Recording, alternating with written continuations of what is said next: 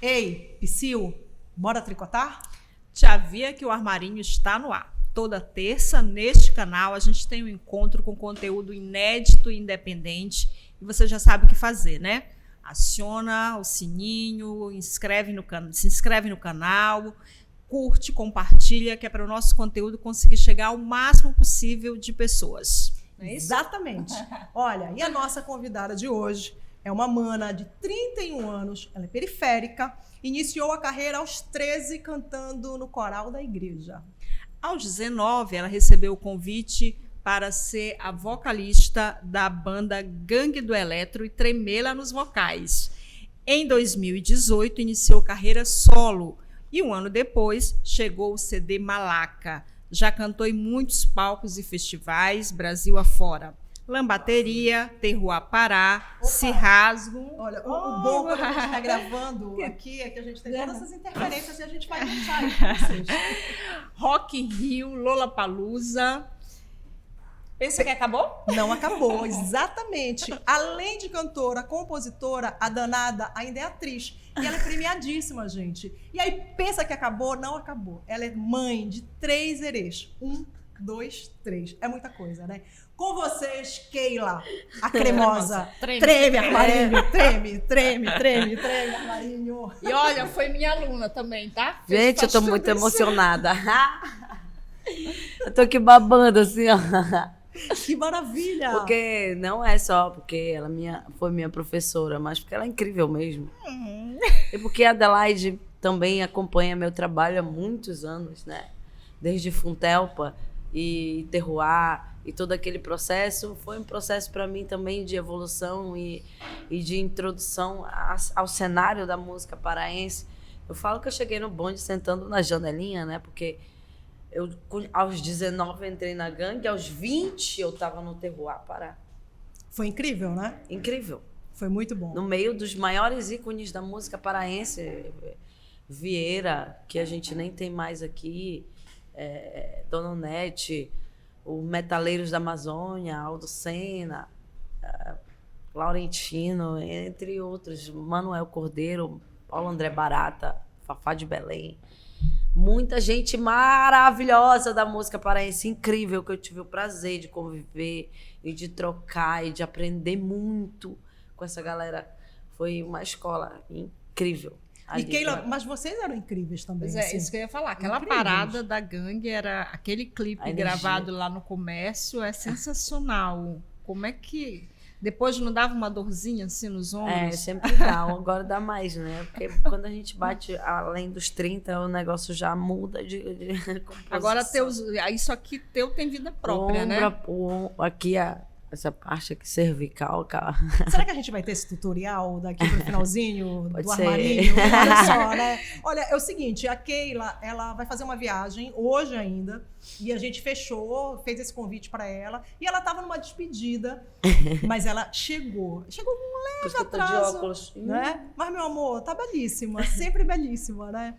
Keila, vamos falar dessa menina da periferia, que descobriu muito cedo essa potência vocal, foi tocar lá no coral da igreja e, de imediato, com a Gangue, eu imagino que deve ter sido...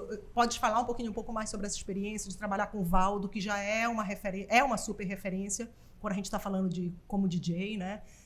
O Valdo faz hits até hoje e tudo mais. Madeirito e o Will, vocês eram um quarteto poderosíssimo. A Gangue fez uma carreira muito bacana, vocês tiveram oportunidades incríveis. E aí, depois eu quero que a gente vá focar só na tua carreira solo. Tá. Mas fala desse início aí, dessa descoberta. Sim, para mim... Eu não me lembro do momento na minha vida em que eu não cante. Eu acho que desde que eu me entendi como pessoa, como as pessoas diziam, quando eu me entendi como gente, eu já tinha essa relação com a dança, com a música, com o cantar. Eu só tive a certeza disso quando uma pessoa da igreja onde a minha mãe frequentava falou: sua filha tem uma voz bonita, você não quer botar ela no coral? E aí eu fui fazer parte do coral.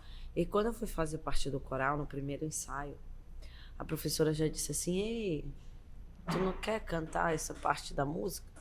Já fazia um solo. Eu não estava entendendo direito a situação. Falei, claro, sim. E aí eu já sabia a música. Aí, o coral cantando e eu já solando. Aí todo mundo que já estava há anos no coral já assim pra mim, né?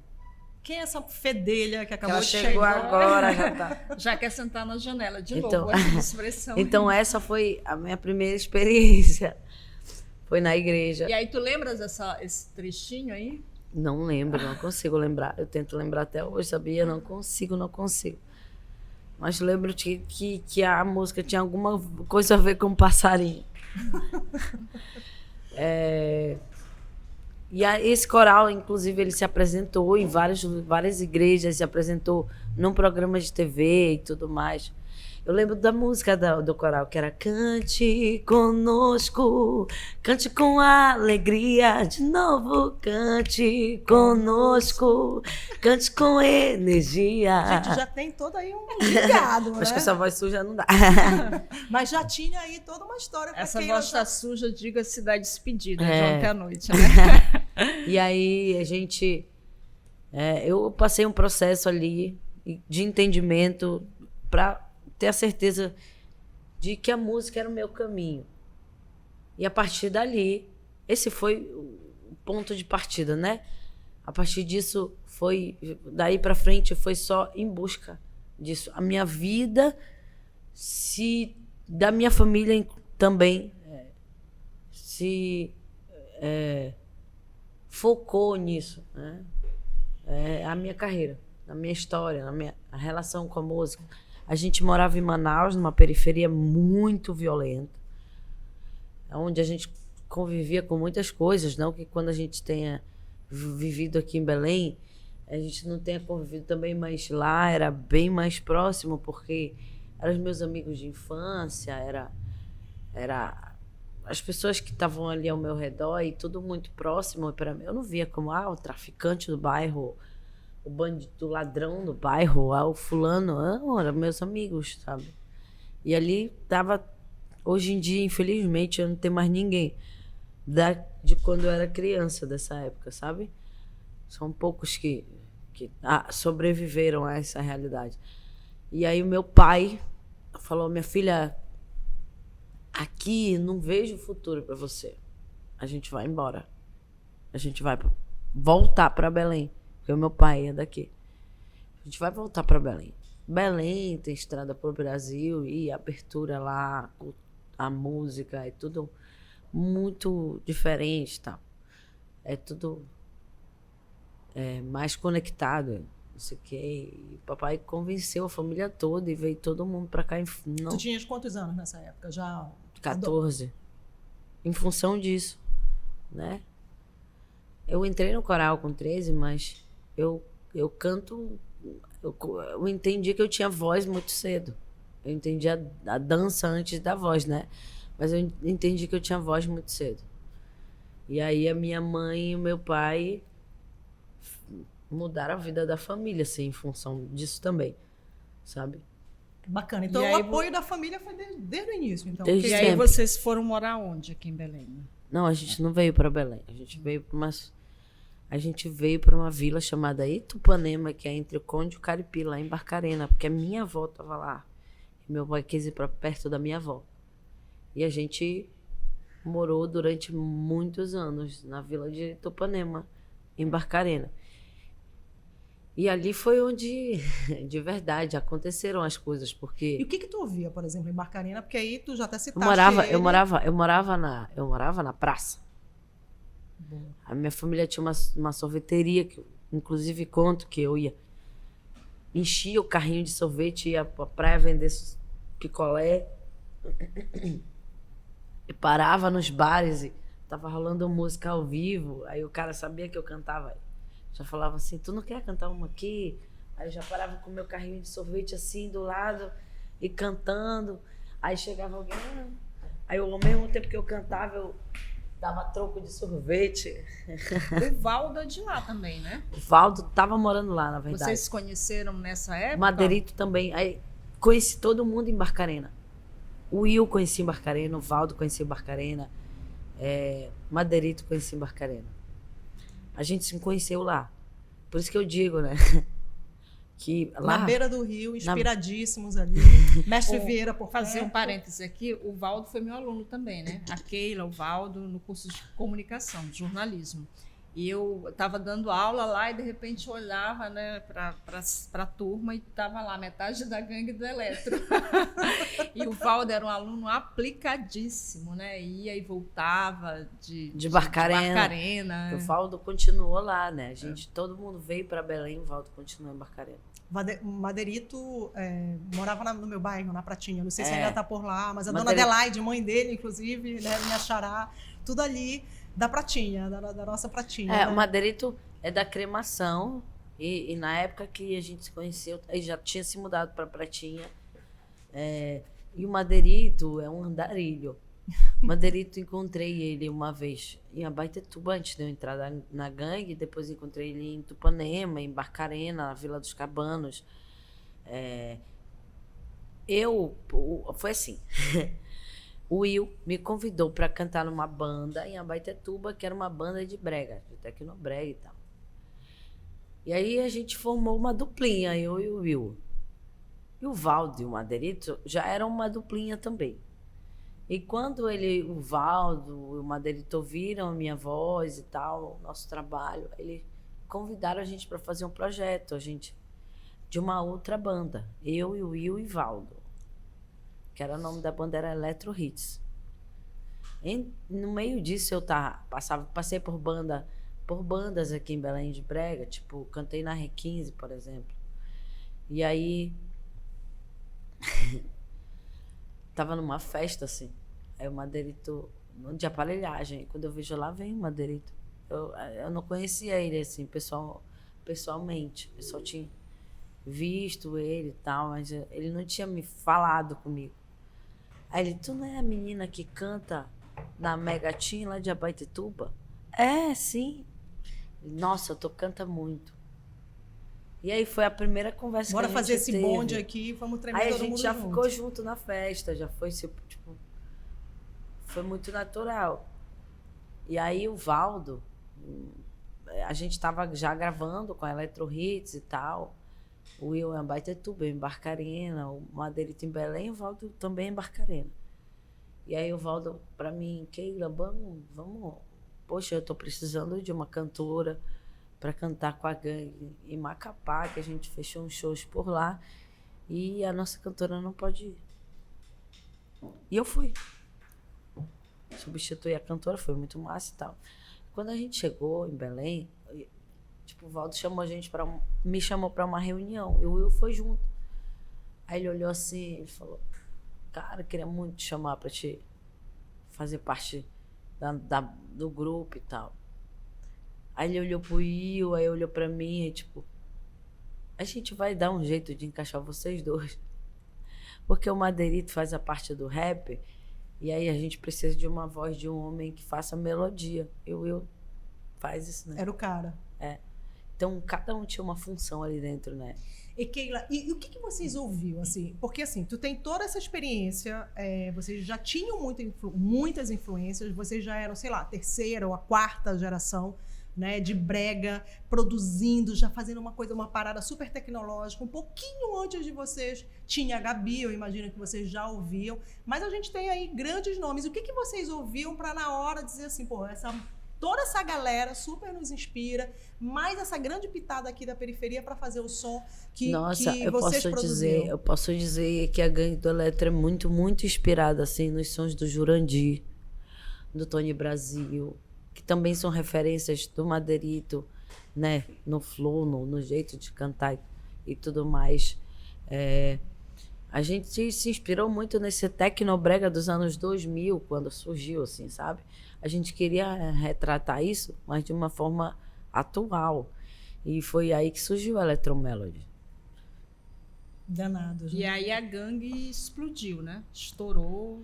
Na verdade, quando a gente voltou de Macapá, que surgiu a ideia dessa formação, nosso primeiro show já foi dentro do laboratório do Cirrasgo, no African Bar, em 2010.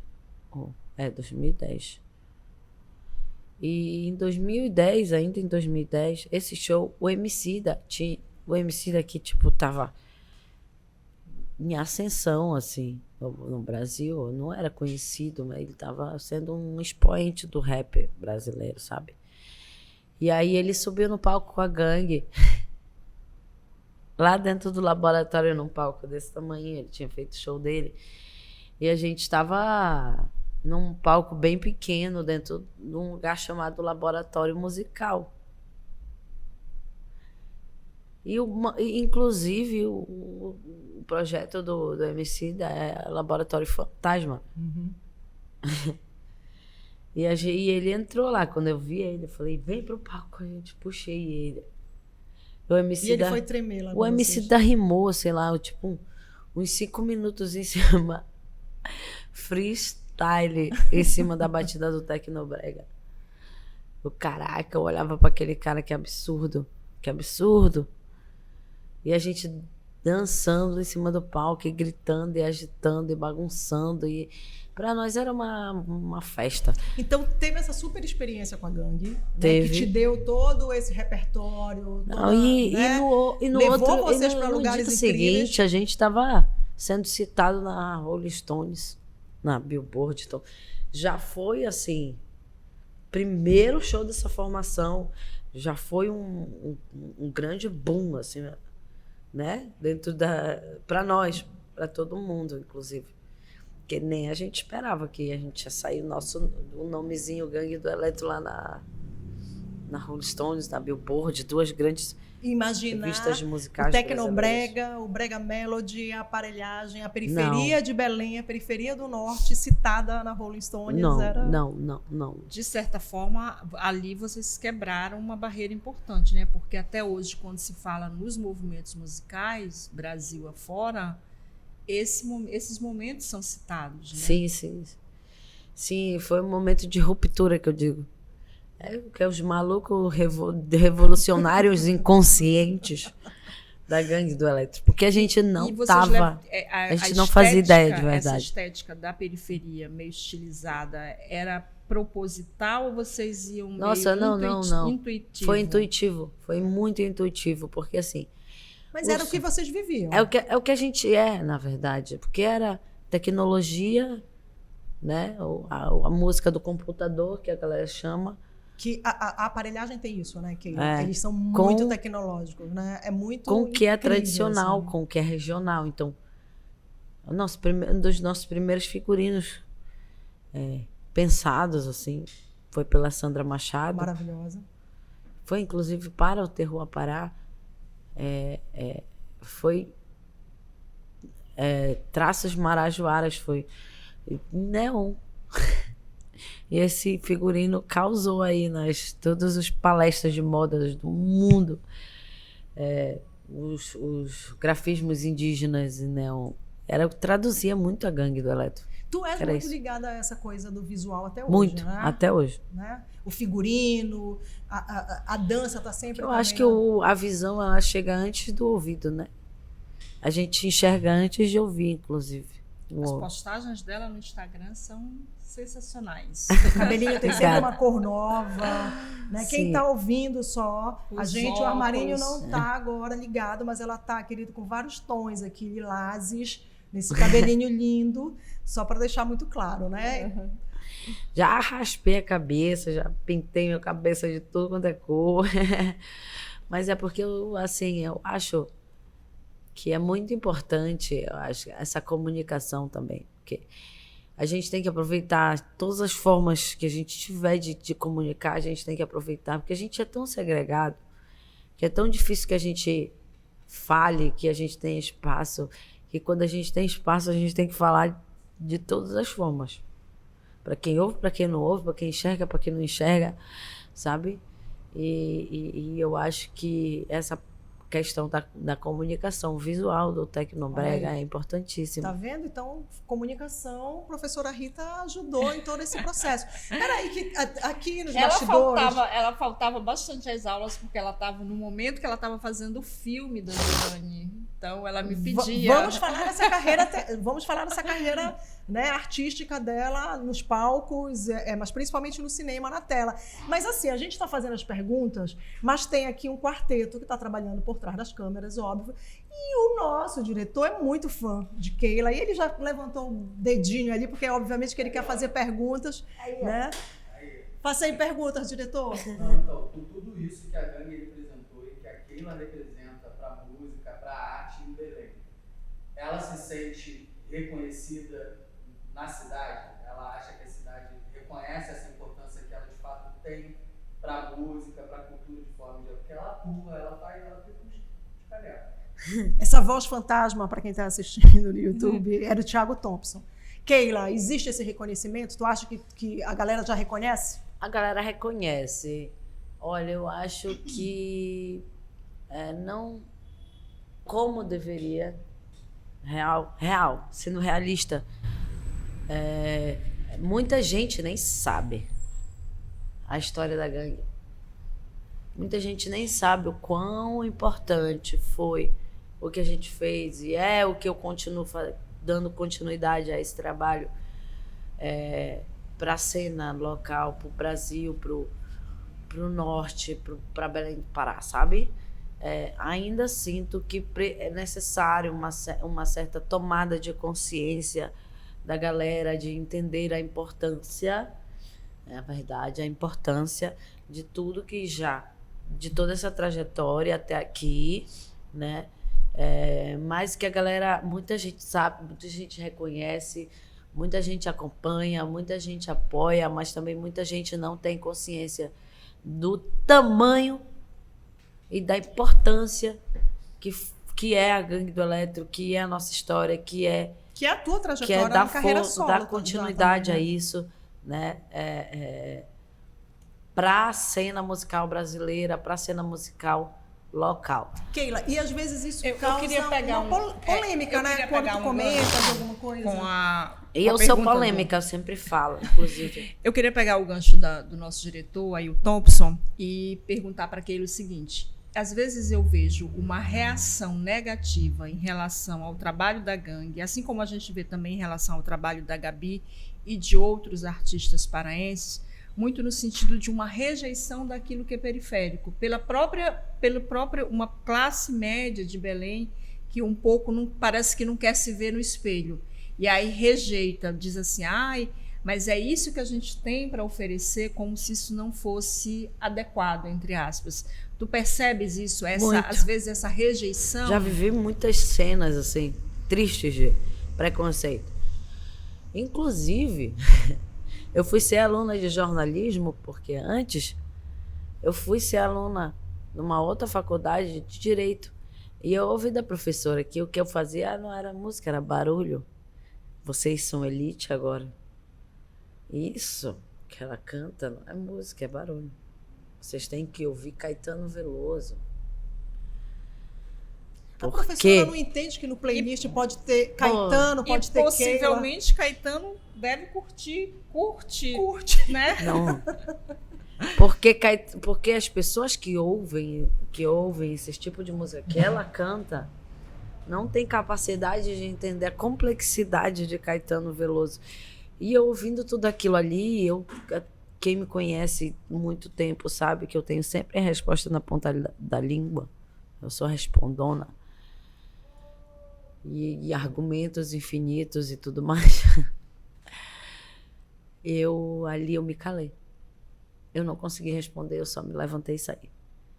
Mas, cara, 2 semanas depois, eu ganhei um prêmio Multishow de melhor show do ano, empatado com Caetano Veloso. Que ironia, né? Que ironia do destino. E você, professora? Onde você está? Professora, onde você está fora com do seu stories, preconceito? Né? Cadê você fora dos stories? Ela sabe. Essa moleca não sabe, mas essa professora sabe que eternamente ela vai ser lembrada por mim. Keila, vamos falar dessa carreira solo. Também tá lendo aqui, ó. Vamos falar da carreira solo? A Vamos. gente falou de todo esse início da tua carreira, e aí chegou um determinado momento, já ali, 2018, tu falaste, vou encarar a minha Nossa. carreira solo, que aí é um outro desafio, tu já tinha uma trajetória, Me fala, mano. né? E aí, por que esse início e que dificuldade tu encontraste a partir do momento que tu Nossa, falaste todas. agora, esse furacão? A gente estava lendo uma matéria hoje, e aí eu mandei para a AD, e é furacão Solo, furacão solto. solo. E Solo, aí solto. o corretor corrigiu e colocou furacão solto. E eu adorei o adjetivo, né? Um furacão solto agora. Sim, porque na gangue muita gente se pergunta, por que saiu? Mas o que aconteceu? Não, gente, nada.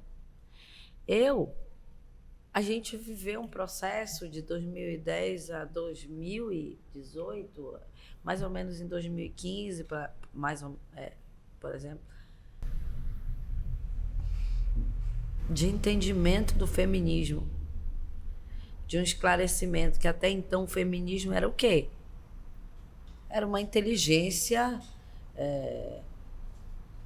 tolhida para mulheres elitizadas que tinham ali aquele espaço acadêmico, né, para leitura e tudo mais. E para mim, mulher periférica, não, a elite feminismo é uma mulher muito Intelectual. sabe, intelectual, Era um negócio muito uma ação intelectual. distante, era um negócio muito distante. O feminismo era uma coisa muito distante.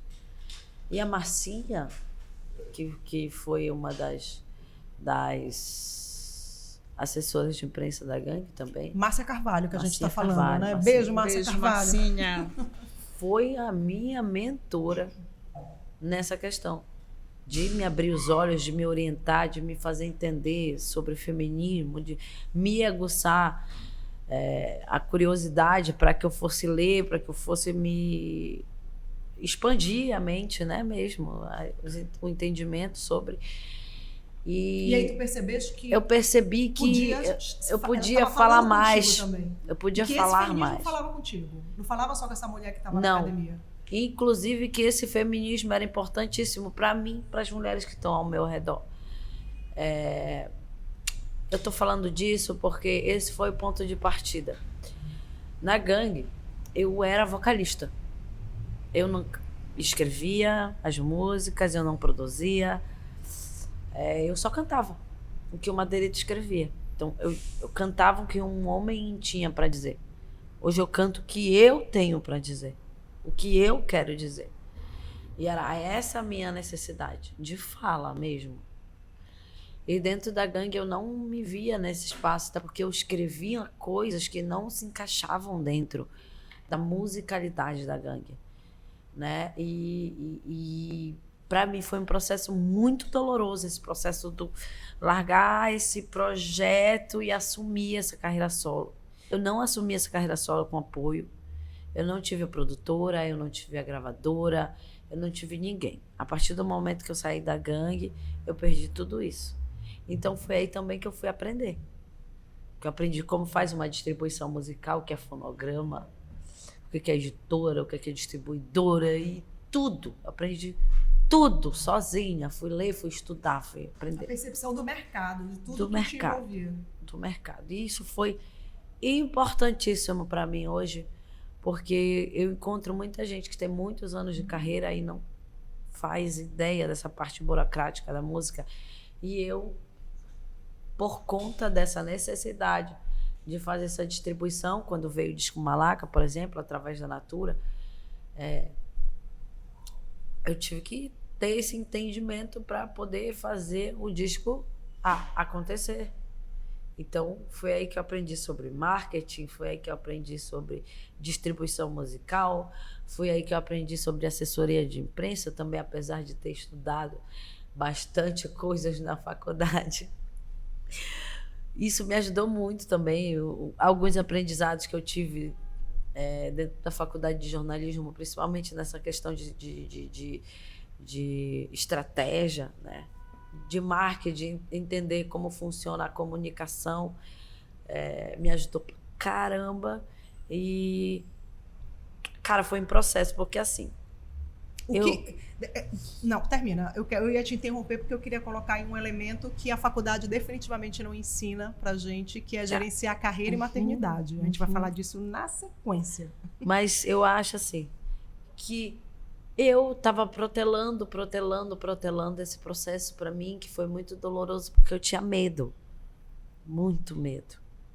Eu não tinha, assim, essa confiança no meu talento, no meu trabalho para assumir uma carreira só. E aí eu passei por um EQM, que todo mundo acompanhou aí, quem é próximo, sabe que eu passei por uma experiência de quase morte. Eu fiquei internada no Barros Barreto, tive uma sepse. No Círio de 2017, quase morri.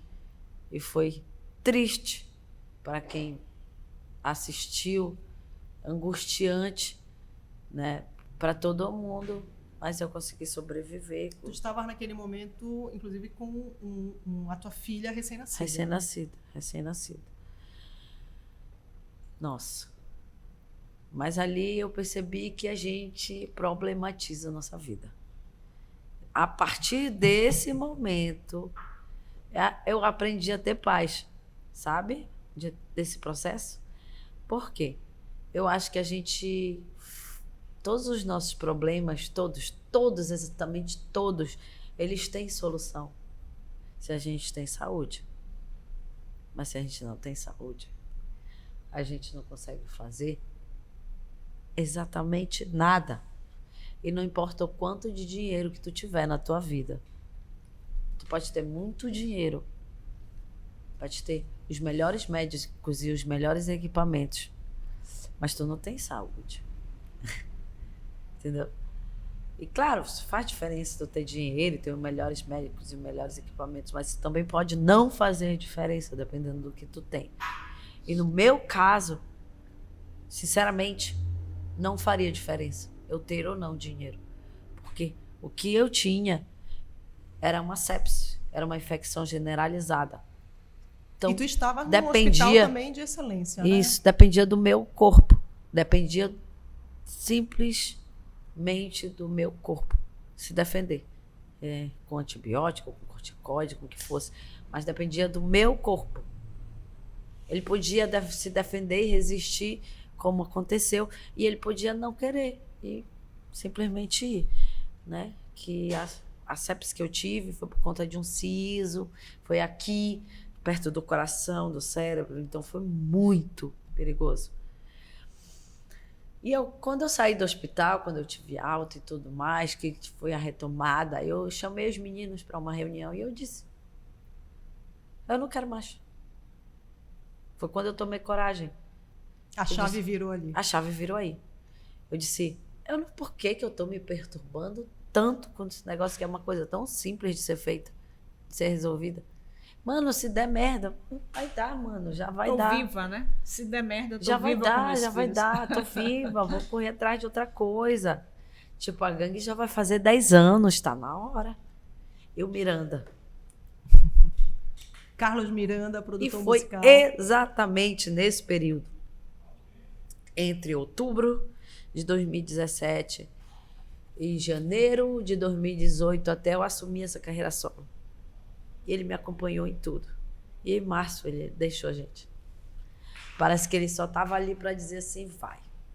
Porque ele já me perturbava há muitos anos para isso. E era uma das pessoas que fazia eu questionar, né? O porquê que eu estava enrolando tanto para virar essa chave, para mudar essa fase. E para mim foi muito difícil perder o Miranda. Foi nossa. Acho tão bacana tu falares isso, Keila, porque assim, é preciso reconhecer. Teve muita gente que em um determinado momento teve resistência ao nome do Miranda, mas o Miranda foi um cara extremamente generoso e que trabalhou muito, né, por esse movimento. É para se emocionar quem conheceu ele realmente amava os artistas e a música feita, produzida no Pará. Você Sim. trabalhou no Terroir Pará, junto com o Ney. Eu queria fazer essa referência com o Bete Dopaz, porque Ele- era ele- necessária, ele- mas ele era um cara que... Ele era um Foi, pai. é um grande produtor, Ele era um né? pai, Pra- ele era um pai. Para quem não está ligando aqui o nome da pessoa, né? É um- Produtor musical. Sim. Ele ficou famoso como jurado lá Do do Ídolos. Ídolos do SBT, mas Virou- isso era... Mas Era isso aí, uma ele já era um pequena, cara, né? uma Ele já- super é. referência. É uma pequena coisa quando ele se popularizou, mas a história dele dele vem de muitos anos, né? E o Miranda, assim, ele mandava mensagem para mim todo dia. Paizão, né, Keila? Mandava mensagem para mim todo dia. Às vezes eu volto lá para ler, confessando aqui. Às vezes eu volto lá para Hoje ler. ainda tu voltas Volto para ler, volto para ler. Quando eu tô precisando de uma força, assim, de alguma coisa, de me conectar, porque, assim, eu falo pra galera, falei, cara, eu apanhei tanto nessa virada de chave de carreira solo, sozinha, porque o Miranda foi. Porque se ele não tivesse ido, eu tenho certeza absoluta que os caminhos não seriam tão cheios de espinhos assim. Mas ele me preparou para isso. Ele falou tudo isso para mim. Falou, tu precisa aprender, tu precisa saber o que tu tá fazendo. Tu és uma cantora pop. Tu não és só uma cantora de tecnobrega. Eu te enxergo dessa forma. Tu és incrível enquanto cantora de tecnobrega. Isso é a tua vertente, isso é o que tu representa. Mas tu faz flow, tu faz melodia, tu faz o que tu quiser fazer com a tua voz. Tu no palco, dança, canta. E isso não é para todo mundo. Entendeu? É um artista. Ele Assuma que você é um o artista. Miranda ajudou muito a me empoderar enquanto artista e me fazer ter certeza de que eu tinha capacidade e potencial para seguir esse caminho sozinha, né? Foi uma pessoa extremamente importante nesse processo. Infelizmente, foi pouco tempo o que a gente teve de trabalho, né?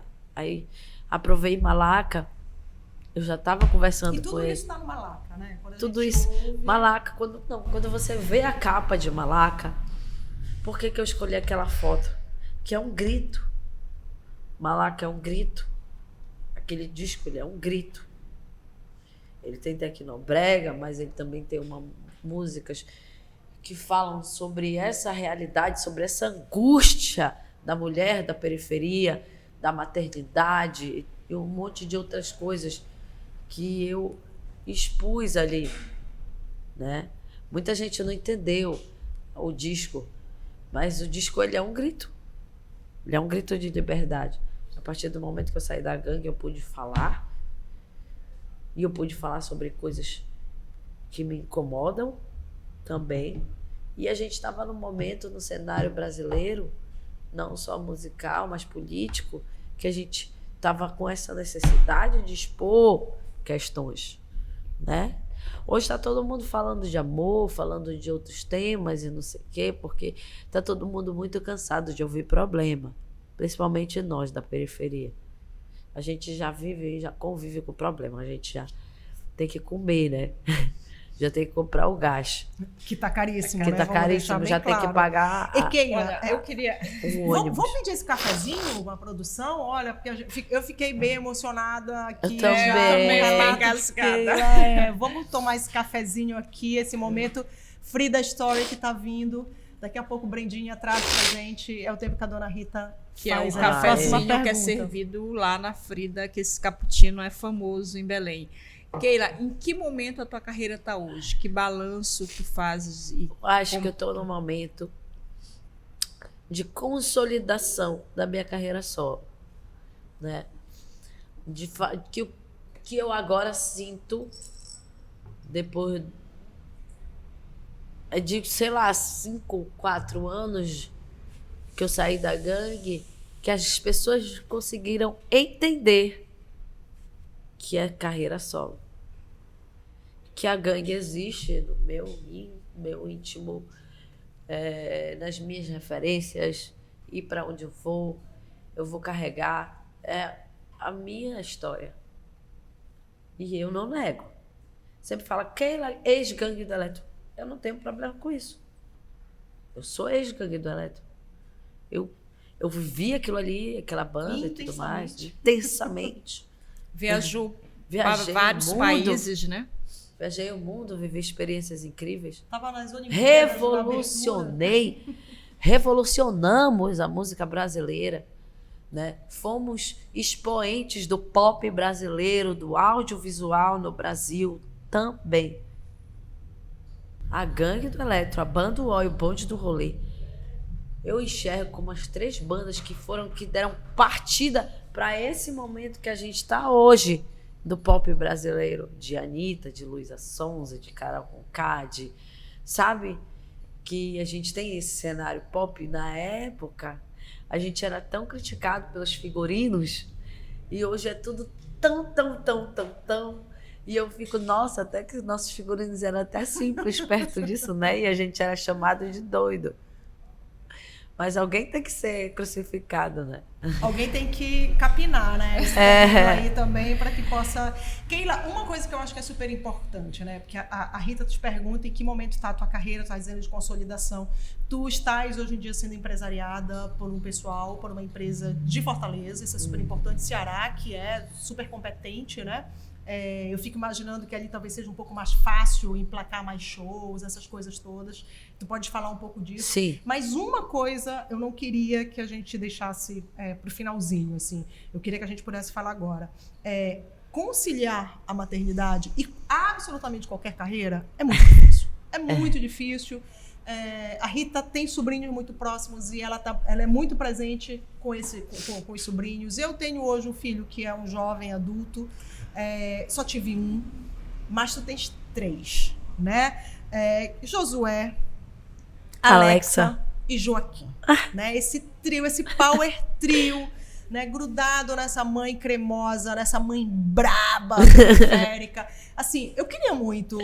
Como foi pra ti? Tem apoio de família? Ok. Tem. Mas assim, tu és a mãe, amiga. E a gente carrega isso pra toda a tem. vida. Como é conciliar isso? Tu viajas daqui a pouquinho, terminando a nossa entrevista, daqui a pouco a Keila tu viaja de né? avião. Né? Como é, Fia? Não sei. O meu maior problema com tudo isso é a questão do julgamento, né? A gente se julga, a gente se condena, a gente se crucifica e também tem a pressão da sociedade. As pessoas, quando me encontram por aí, ela não, às vezes nem pergunta como eu estou, pergunta cadê teus filhos, com quem eles estão, né?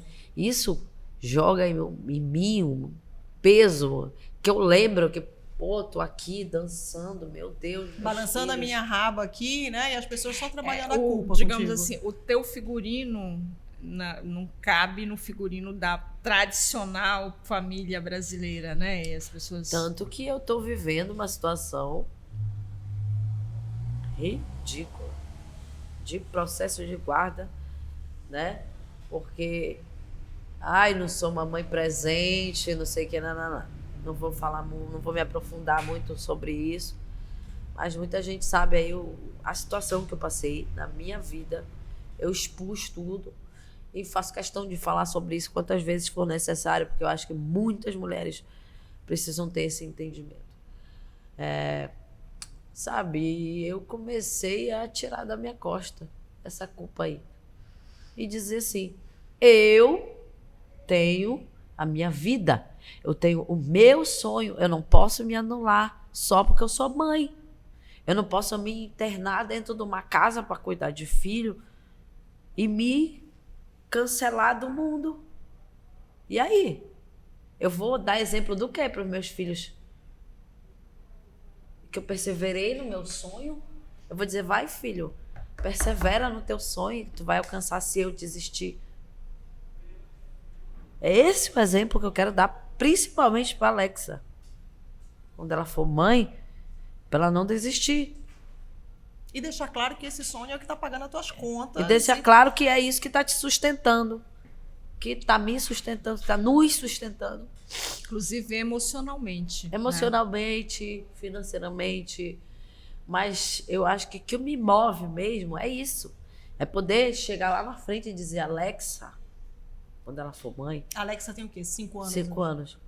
Se ela for mãe, se ela quiser ser mãe, E se ela viver essa situação de dizer, minha filha, não se anule. Ei, não se apague. E tu falaste agora que passou por uma situação que tu acabaste expondo nas redes, que foi de violência física, psicológica e patrimonial. Como é que foi em que momento tu decidiste expor isso? No momento que eu percebi que a minha vida estava correndo risco. E que eu precisava expor para usar todo o meu status, toda a minha visibilidade, toda a minha influência para expor tudo isso, para ajudar outras mulheres, mas também para me proteger, para intimidar os agressores. Porque não é só ele, a mãe dele também me persegue. A gente está falando do teu ex-marido. É isso. Até hoje. Tô na festa, tô lá dançando, curtindo. Quando eu vejo uma pessoa me filmando, eu vou até lá. O que tá acontecendo? Não, sou tua fã. Falo, tudo bem. O nome disso. Quando eu vejo, tá lá do lado, sentada do lado da minha ex-sogra, mostrando os vídeos, passando para ela. Os vídeos eu dançando na festa com um copo de bebida na mão. Para te desqualificar como mãe. Para me desqualificar. Para me desqualificar. Não tem outro motivo para isso. Mas quer dizer o quê? Eu trabalho, sustento meus filhos quase sozinha, né? Porque a pensão é ridícula. Para quê? Para ser filmada no meu momento de lazer e ser desqualificada por isso? O nome disso é violência moral, Keila. E aí é bacana a gente fazer aqui esse parênteses. E outra coisa, eu queria falar também para as mulheres que hoje em dia você não precisa ser perseguida fisicamente para se caracterizar perseguição. Hoje em dia existe stalking. Quando o cara te persegue, quando a mulher ou o homem te persegue virtualmente pelas redes sociais, ou Instagram, ou WhatsApp. A partir do momento que você diz, eu não quero mais contato com essa pessoa, e começa a bloqueá-la, e essa pessoa tenta de N formas de chegar até ti. Desculpa. Isso se caracteriza stalking. Isso é crime. E aí vamos fazer um parêntese, que aí a gente está... existe uma lei, a Lei Maria da Penha, né, muito conhecida, que configura violência física, psicológica, moral, sexual e patrimonial. Como... eu ouvia que o meu corpo estava acabado. Que... tu pensa que alguém vai te querer cheia de filho? Ninguém vai te querer cheia de filho, só eu. Se tu me deixar, só vai arranjar macho pra te... Desculpa, gente. Mas é isso. Essa que é a realidade. Só vai arranjar macho pra te comer. Ninguém vai querer te assumir, não. Ninguém vai te amar como eu te amo. E essas palavras, elas vão minando a autoestima da gente, até que a gente não se encontre mais, até que a gente não se enxergue mais. Olha o tamanho da mulher que eu sou. Eu tenho consciência disso agora. Olha o tamanho da minha história e o tamanho da mulher que eu sou e que eu represento para mulheres periféricas, para mulheres nortistas, para mulheres artistas, para mulheres mães. E olha o que eu vivi. Eu sou uma mulher esclarecida. Eu estava entendendo tudo. Eu sabia que eu estava vendo tudo. Só que eu não sabia, não conseguia reagir. Eu não conseguia reagir. Até que chegou um momento que eu vi isso afetar a minha filha. Eu disse, epa! A onça pintada tocou bem aqui, da mãe. E foi aí que eu reagi. E aí hoje tu tá com medida protetiva? Tô. E quero estender para a família dele, porque eu não tô conseguindo de uma certa forma assim afastar ela, a mãe dele. E as crianças? Os meus filhos, eles estão comigo, né? Eu hoje, quando eu saí de Belém, eu postei um texto esses dias falando sobre a minha vinda nesse período. Eu fico emocionada, porque eu vim aqui para ressignificar a minha relação com essa cidade. Porque eu saí daqui em agosto fugida, né? Como uma mulher que o mundo tinha acabado. Eu não me via, não me enxergava, não sabia quem eu era, não sabia o significado que eu tinha para essa cidade. Nada, não conseguia me enxergar nada, artisticamente. O psicológico completamente abalado. Nada, totalmente destruído. E eu fui, passei alguns meses na casa dos meus pais, os meus filhos estão lá muito bem, graças a Deus. Já estão estudando em horário integral, muito bem cuidados, muito bem assessorados. E eu estou longe deles desde dezembro. Eu estou voltando hoje, vou trabalhar em São Paulo, vou trabalhar no Rio e volto para lá. Eu falo para o meu pai, que agora que é o meu pequeno refúgio. Mas agora de uma forma boa, mas meu pequeno refúgio de descanso, de paz. Né? De conexão de contigo, conexão comigo com e com essa meus filhos, menina. com a minha família. Né? Os meus filhos estão no Paraná. E eu vim passar esses meses aqui em Belém. E eu fui muito ameaçada. Muito ameaçada.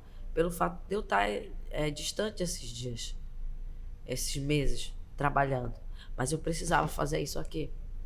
Eu precisava vir mostrar para o meu povo, me conectar com a minha galera, com o meu povo, com a minha cidade. E dizer, esse aqui é o meu lugar e ninguém vai me tirar daqui. Ninguém vai fazer eu me afastar dessa cidade. Sabe? Porque da última vez que eu vim, fiquei com medo de sair, não saía. Ninguém fazia eu sair de casa. Mas depois assim, que eu consegui a medida protetiva e tudo mais, eu me senti um pouco mais segura, né? E também os meus amigos começaram a falar para mim, ei, vive, livre, tu tá liberta, vive. Por que tu não pode te divertir? Por que tu não pode dançar? Por que tu não pode beber? Por que tu não pode sair? Por quê? Porque Viver tua mãe... a vida que tu sempre tiveste, na verdade. Porque... Independente se tu tinhas filhos, se tu estavas casado ou não, tu sempre tiveste essa vida que é uma vida absolutamente normal, em que você possa sair, encontrar seus amigos, se divertir, né? Quem quiser tomar uma cervejinha, toma sua cervejinha. É uma vida que absolutamente não configura crime em nada. Mas aqui a sociedade, ela tá ainda precisando entender isso. O julgamento contra a mulher é muito Contra a forte. mulher. O feminismo te ajudou a Me ajudou segurar muito, essa onda aí? muito, muito. A gente fala feminismo, parece que é uma coisa tão distante, né, Keila? Já me pareceu mais distante. Hoje em dia tá bem aqui, muito perto, muito dentro. E é isso que faz com que eu me mova nessa questão, principalmente. Eu queria... E é isso que faz eu falar aqui tudo isso, dessa forma. E a gente agradece muito essa confiança, esse desabafo, porque acho que isso é importante que tu fales, porque pode ajudar muitas mulheres que passam por coisas muito semelhantes, né? Sim. Esse julgamento contra a mulher é muito a gente brutal. sempre, na verdade, a partir do momento que tu é entendida enquanto louca, que tu começa a questionar a tua sanidade, tem um ponto de alerta aí. Tem um ponto de alerta muito grande. Porque tu tá vendo uma coisa acontecendo, mas a pessoa chega contigo e fala, tá ficando doida, tá exagerando. Não é isso, não. Como assim isso aconteceu? Não é verdade, tu inventou. Isso é neurose, isso é coisa da tua cabeça. Tu tá criando isso. Mas tu sabe o que tu viu. E aí tu começa a te questionar, meu Deus, será que eu vi mesmo? Será que é isso mesmo? Será que é real? Nossa, será que eu inventei isso? Nossa, estou exagerando. Tu começa a carregar isso. E acreditar que tu E acreditar que tu és a louca. Keila, Eu queria, rapidinho, mudando de assunto, eu queria falar de 2 momentos. Aí vamos falar um pouco dos haters que você angariou, digamos, entre os fãs da Anitta. Acho que muito por um mal entendido, né? Sim, grande mal entendido. super mal. Vamos falar então primeiro disso e depois eu queria falar sobre a visibilidade ou invisibilidade dos artistas do Norte lá no Brasil, né, no eixo Rio-São Paulo. Vamos falar então vamos falar primeiro para os fãs de Anitta. O que eles não entenderam, Keila? Porque, assim, Não, pareceu não que tava foi muito os fãs claro. da Anitta que não entenderam. Eles entenderam. Os que leram o meu texto entenderam. Parece que quem não entendeu foram os jornalistas mesmo. Não sei o que foi que aconteceu. Nossos colegas. Nossos colegas. Menina. Que eu acho que estão precisando fazer uma aula com a nossa professora Rita de interpretação de texto. Porque Será quem que é lê aquela o busca texto... insana pelos cliques, né, Rita? Eu acho que é. Pela polêmica, né, talvez. Eu acho que sim. Não, eu acho que essa matéria mostrou muito para todo mundo o quanto eu tinha razão sobre o complexo de Vira-Lata. Porque o que foi que fizeram? Pegaram a Anitta, que é incrível, maravilhosa, elevaram a Anitta e pegaram a artista representante da música paraense e botaram no muro para ser metralhada. Foi isso que fizeram comigo. Para quem não está entendendo nada, a Keila fez quando a Anitta esteve em Belém para gravar o clipe no Chão Novinha, é isso? A Keila fez uma postagem sobre o assunto e isso acabou sendo mal interpretado. O que estava acontecendo? Um pouquinho. O que estava acontecendo? As pessoas estavam tentando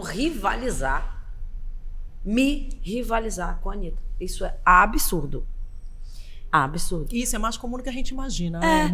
As pessoas provocam uma rivalidade entre mulheres. Porque o que muitas vezes fizeram? Ela inexiste. A Anitta veio aqui e ela usou muitos símbolos da aparelhagem do norte de Belém e tal. E, diga-se de passagem, muito bem. Muito bem. Pegou artistas locais. Gravou no nosso maior cartão. Né? Com pessoas... Não, mas eu tô falando da equipe. Uhum. Da equipe. Técnica. De quem fez o figurino, de quem fez a maquiagem. De quem pensou tudo. Quem fez a produção. Fomos nós.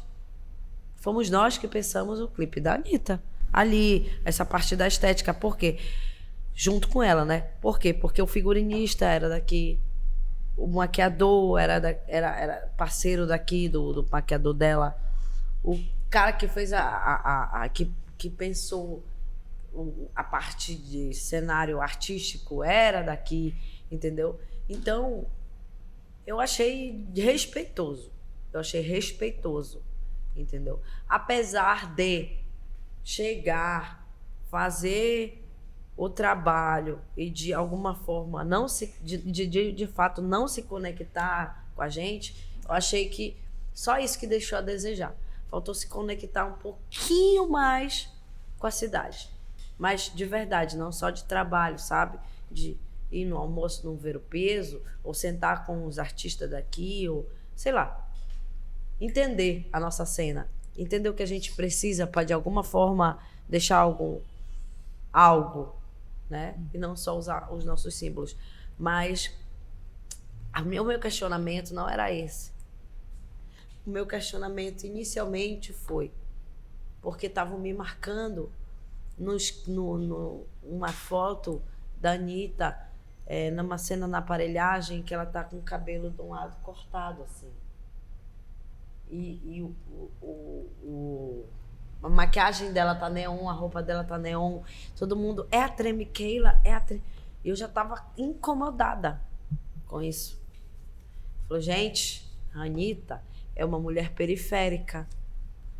As periferias, elas se conversam. Ela pode chegar aqui, fazer uma música na nossa periferia, fazer um clipe. Assim como eu posso chegar no Rio de Janeiro e fazer um clipe no Vidigal. Periferia brasileira. E uma mulher que sofreu muitos E preconceitos é uma mulher muito parecidos que com os teus, né? você... Ela só canta funk. Eu vou ser a última mulher, a última pessoa a atacar alguma pedra na Anitta, porque eu sou uma mulher periférica e que viveu todos esses preconceitos. E antes da Anitta surgir no cenário brasileiro, eu já estava levando pedrada. Já estava sendo chamada de índia feia e que meus figurinos eram ridículos e que eu só sabia mostrar minha bunda e entre outras coisas. Imagina as coisas que a Anitta já ouviu. Eu não vou jamais colocar outra mulher periférica nessa situação. Não era esse. Não em momento nenhum. Essa é a intuição do texto, a intenção do texto. Eu questiono o comportamento local do nosso público, sabe? A Anitta, ela cresceu muito. O público sul-sudeste, do sudeste principalmente, ele é muito grande, o público carioca, e ele é engajado. O público do norte, aqui a gente tem essa questão. Ele abraça, mas de certa forma, assim, às vezes, é difícil a gente conseguir engajar para chegar lá. Tem uma coisa no mercado, Keila, por exemplo, quando você está no sul e sudeste, os grandes veículos estão lá, os gravadores, os grandes empresários. Tem uma coisa agora na pandemia, que talvez tenha relação com a pergunta que a Rita fez para ti, a segunda.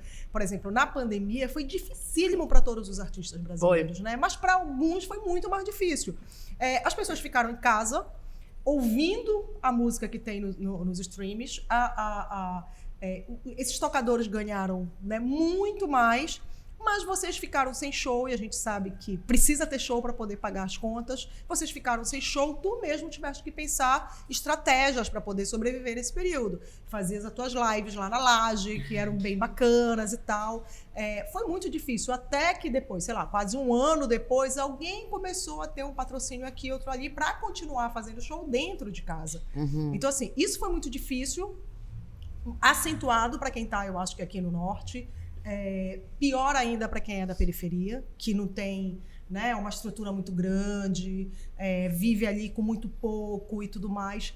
E você tem toda uma dinâmica do próprio mercado que está fora aqui da nossa região, né? Da região amazônica. Uhum. Como é que tu conseguiste sobreviver a tudo isso, por exemplo, nesses últimos 2 anos? Porque, olha, foi osso.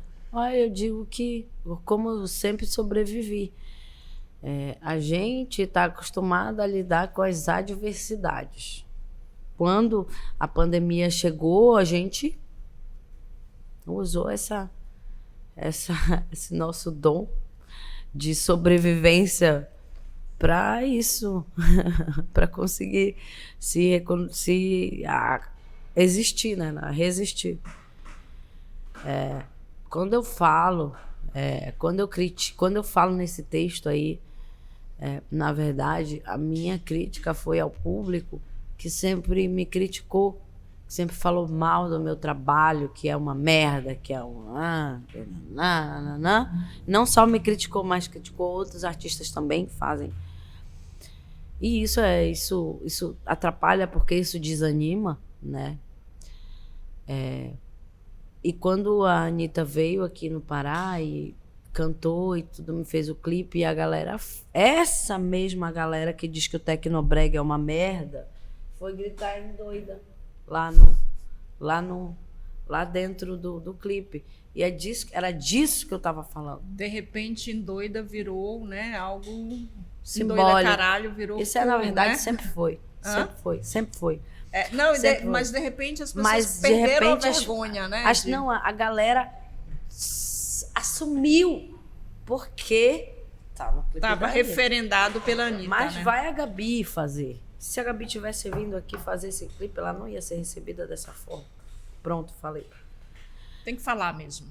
Gabi, vem aqui, inclusive, contar essa história pra gente aqui no Armarinho. Todas as histórias. E aí, lembrando de Gabi, tem a história do Multishow também, que aí acho que já dá um gancho, né? Que a invisibilidade dos artistas do Gabi norte, também né? falou sobre Multishow. E eu vi muita gente falando de cotovelo. Gente, Gabi tem Grammy Latino, pelo amor de Deus. A Gabi tem Multishow. A Gabi tem MTV, tem aquele prêmio da MTV. VMB. Pelo amor de Deus, gente. Gabi tem talento, gente. Porque a Gabi é incrível. Por que vocês acham que a Gabi tá falando do Multishow porque ela não tá lá dor de cotovelo? Pelo amor de Deus, a mulher não precisa disso.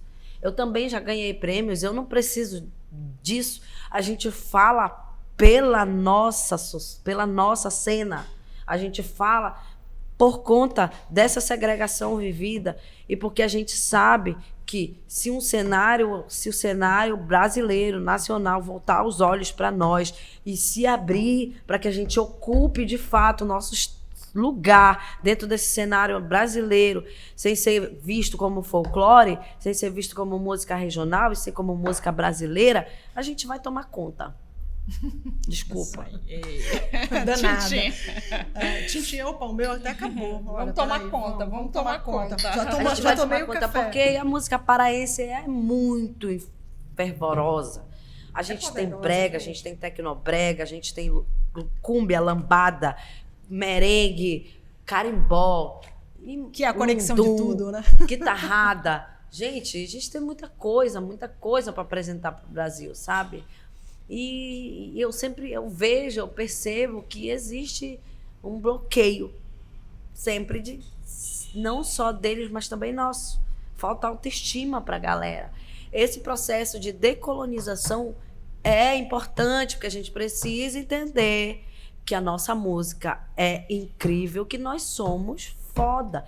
Por quê? E que não tem que ter vergonha de consumir essa música. Não né? precisa ter vergonha de consumir essa música e que a gente precisa, quando a gente for falar da nossa música, não falar de forma... porque... Não, nós somos, isso é importante sim, nós somos foda, é incrível, é grande.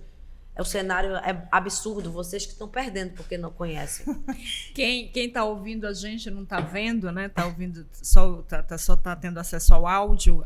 Esse toque-toque aqui é a Keila que ela vai falando e vai Eu vou batendo, ela vai pontuando. Enfática, meu amor. É. E Keila, como E dá um martelinho aí, porque vocês... Como é que essa menina braba, periférica, essa malaca poderosa, empoderadíssima, como é que ela sai do palco que ela já dominava, que era um terreno que ela, né, transitava com muita tranquilidade e de repente, meu amor, ela vai trabalhar com cinema, ela vai trabalhar em websérie, fizeste Sampleados, fizeste um outro filme também, fizeste Eldorado, né? Órfão de Eldorado, do Guilherme Coelho, mas fizeste Para Ter Onde Ir, que te garantiu, vamos falar de prêmio? Ela falou de prêmio.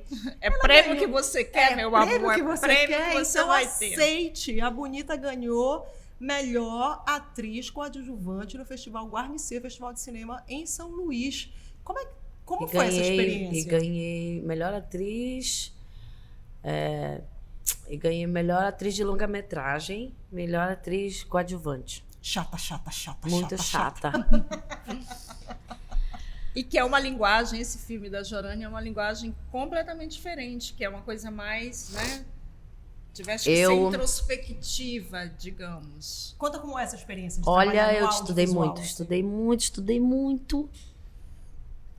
Eu sou muito estudiosa, sabe? Quando eu foco numa coisa que eu preciso fazer, eu estudo muito.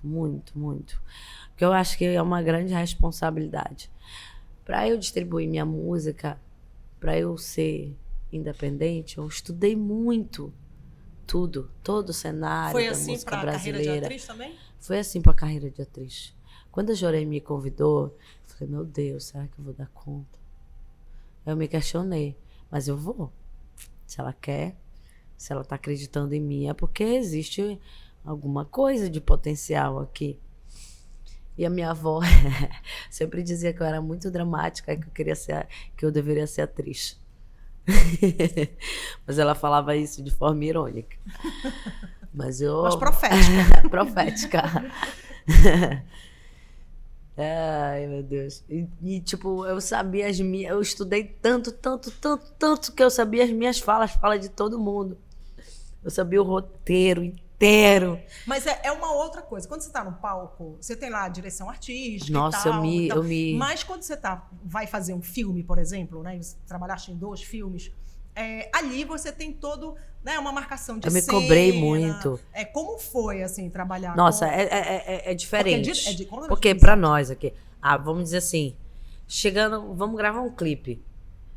Tu é a mentora, o artista ali, o cantor, ele é o mentor de tudo, ele chega por último, ele atrasa, ele tá coordenando tudo e não sei o que e tal. E essa é a minha postura. É o que eu conheço, né, de cena, de trabalho. E no cinema é diferente. O ator, a atriz, ele tá tem uma hierarquia. E o ator, ele tá no último lugar. Todo mundo pode atrasar, menos tu. todo, porque tem a luz, tem que estar perfeita, a câmera, tudo. E tu tem que estar ali pronto na hora Para os necessária. testes. Preservar fazer- o figurino. Para fazer o que tu tem que fazer na hora da luz, principalmente, né? E sem erro.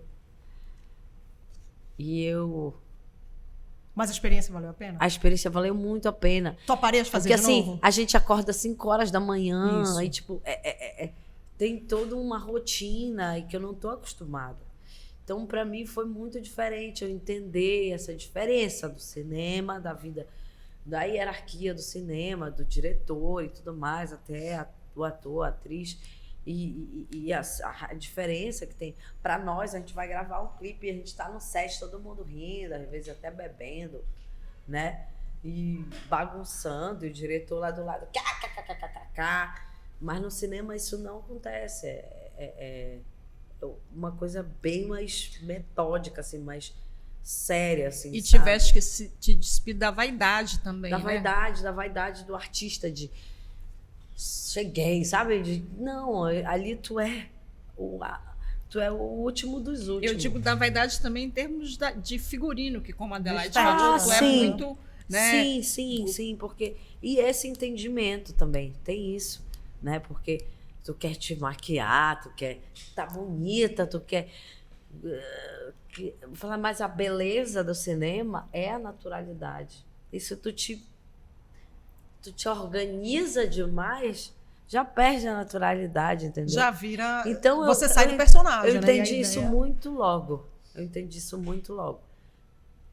Eu falei, tudo bem, não tem problema não. É Então, pra agora deixar o nessa- buço, deixa o buço.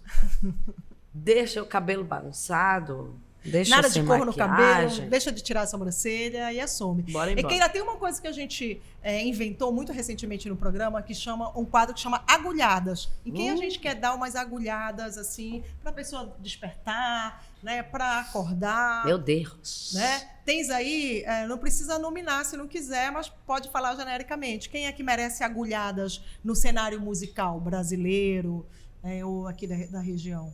Agulhado. Agulhadas. Lembra? Tinha corda, né? Ou então, né? O que tem? Eu acho que o mano lá do Raimundos, ele tá precisando de umas grandes agulhadas, ele. Tá precisando de muitas agulhadas. Então pronto, já pegou a agulhada aí. Lembra o nome do mano? Não quero falar nome. Tá, então pronto, não vai falar melhor ainda, não fala o nome do... Toda essa galera bolsonarista, na verdade, tá precisando de muita agulhada. Eu tô aplaudindo, mas você que tá assistindo, só ouvindo. Eu tô aplaudindo aqui, porque eu posso. Conteúdo independente tem disso. Tem né? disso, né? Eu vou levar essa canequinha pra cá. Querida, é sua! Você Ainda acertou! mais agora. É sua mesma! E quem tá Entendeu? costurando boas ideias por aí? Bem, eu tenho muito orgulho da Gabi. Eu queria aqui ressaltar a minha admiração por ela e também pela Joelma, que é uma mulher incrível que me inspira, porque é mãe, porque é artista e também vive, né, essas questões muito próximas a minha, mas eu queria muito elevar o talento e a beleza e o quanto eu admiro a Gabi Amarantos e o quanto ela é importante para a nossa cena. Eu queria dizer para ela que ela é, sim, uma das maiores representantes da nossa música, agora como atriz também, que eu tenho muito orgulho dela e que nada vai apagar a história dela e tudo que ela está fazendo pelo nome do Estado, pela nossa música, pela nossa história. E que ela simplesmente continue, e apesar de todos os pesares, eu tô aqui pra ser cadelinha. Pronto. E aquela história, né? Uma mana puxa a outra. Nem por isso. É porque eu acho ela incrível mesmo, e porque eu acho muito injusto a forma que a galera trata toda a história dela, sabe? Eu ouço coisas por aí, eu sempre discordo muito, porque eu acompanho e conheço de perto e sei a mulher incrível e forte e todas as lutas, e para ela chegar aonde ela está hoje foi muita guerra, sabe? É uma mulher preta, uma mulher fora do padrão e uma mulher talentosíssima, e o que me faz questionar o porquê de tanto cancelamento, de tanta raiva dessa galera local aqui, né? Será que é racismo? Será que é gordofobia? O que é? Porque eu não consigo entender, porque é uma mulher talentosíssima e que representa muito bem o nosso estado. Salve a Gabi.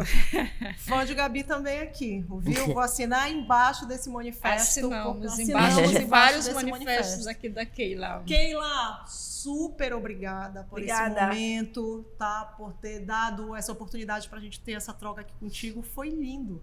Ai. Nossa, a gente riu, a gente chorou, a gente ficou com raiva, foi muito emocionante. Batemos na mesa. Batemos várias vezes na mesa. A gente, mais uma vez, precisa agradecer aos nossos parceiros. Um super obrigada à nossa equipe que está aqui olhando para a gente carinhosamente. Beijos para todos. Obrigada à Frida Store, que está sempre trazendo os figurinos para a gente. É o núcleo de conexões de Na Figueiredo. E acabou o nosso expediente por hoje, né, Marinha? Vamos fechar a bodega. Vamos fechar. Obrigada pela sua preferência. A gente se vê na próxima semana. Curte, compartilha e assina o canal, que aí nosso conteúdo chega para mais gente, tá? Beijo. Tchau. Tchau.